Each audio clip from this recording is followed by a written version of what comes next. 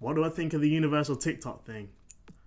I think the first thing to note is that this sort of stuff is actually happening all the time. These licensing deals between publishers and labels and social media platforms, streaming platforms, they tend to be quite short term, maybe around 3 years, therefore they're renegotiated all the time. Deal terms can't be locked in for too long. There's potential to lose a lot of money on the table. Things are changing all the time. They tend to be shorter term deals, maybe 3 years.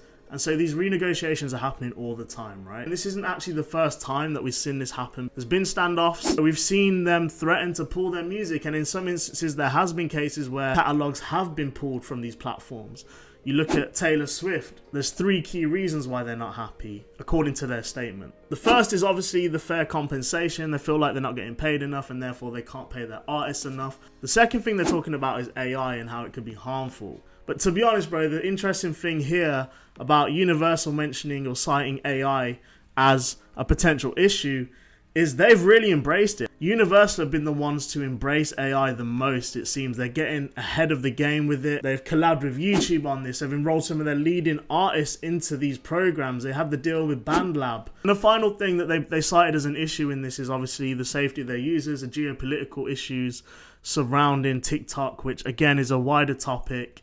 It goes further than music. Now, what I found really interesting that was also in Universal's statement was they said that TikTok only accounts for 1% of their total revenue. And that's despite TikTok having a growing ad business. They are continuously dependent on this licensed music that Universal and all the other labels and publishers are providing to them. And I think this is really probably where Universal's frustration lies, is because they see TikTok, a growing business, loads and loads of revenue coming in, consumption growing, user base growing, and yet they're only getting paid a measly 1% of their total revenue. Now, I feel like this is another important thing to look at, because you have to group at least the digital. Let's just look at the digital revenue now. So you have the Spotifys, the Apples, the Amazons, the Deezers, the Pandoras, and you have all these other streaming platforms in different territories across Africa and Asia and Latin America, etc., right?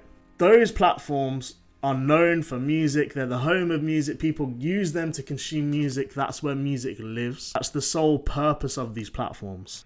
Arguably, Meta and TikTok and social media platforms where music is still licensed and still consumed aren't actually where people go to solely listen to music. And as a result, that is reflected in revenue.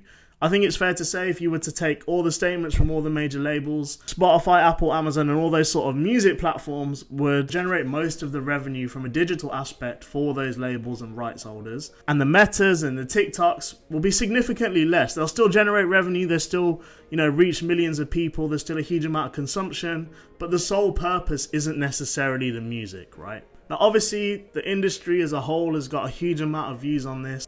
And this is where one of the takes that came in really struck a chord with me, which was Steve Stout. So for those that don't know, Steve Stout is a legendary music exec, and his most recent venture is obviously United Masters, an independent distribution company. Now, what Steve basically said was, whether you are an independent artist or you're a signed artist, you need to take note of what's happening here.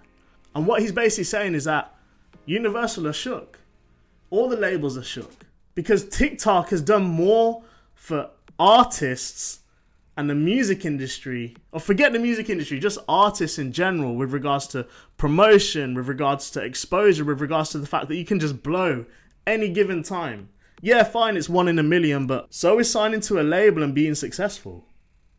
Their purpose is waning, their purpose is falling, and so what they're trying to now do is put their artists at the front of the battle and say, you guys are robbing from these artists. Has that been happening? Again, that's another conversation. Now, don't get me wrong, I think labels still hold value. Really depends on your campaign, where you are as an artist, what your goals are, what you want to achieve, your relationships. Labels can do things that you can't do for yourself. Labels can take you into international markets. Labels can provide digital marketing expertise. They can give you the budget. Granted, it needs to be paid back. There's still value there. It really depends on what your goal is as an artist, right? And so I think it's fair to say that Steve and what he's coming out with makes sense. But also it's really, really dependent upon where you are in your artist journey and what you want to achieve. Either way, this is an extremely interesting time. Let's hope the Universal catalog doesn't get pulled. That's millions and millions of songs. If it does get pulled, I'm sure it will be amicably resolved for at least the next few years going forward. But it's really interesting.